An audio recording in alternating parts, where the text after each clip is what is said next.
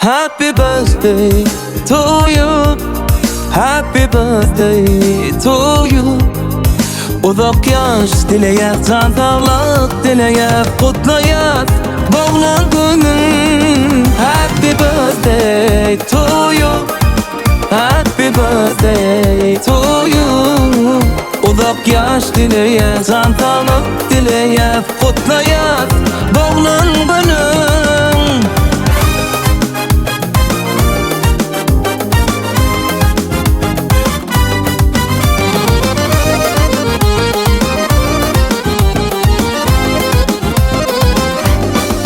Sen doğulan günümde üşüptürülür bari, şadlık hem kaygında yanında bari. Dünyadan koy arzularımız sana, mutlu yarıt dostlar bile. Happy birthday to you.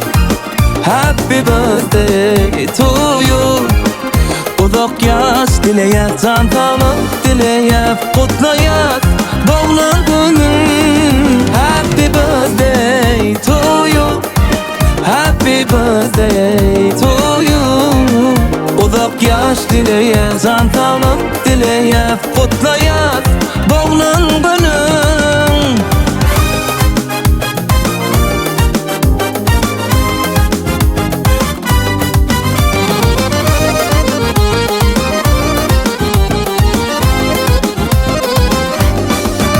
Tanalyan sen ile, ökovluğun bile, arzuların bile, yaşa güle güle. Dünyadan koy arzularımız sana, mutlu yarıt dostlar bile.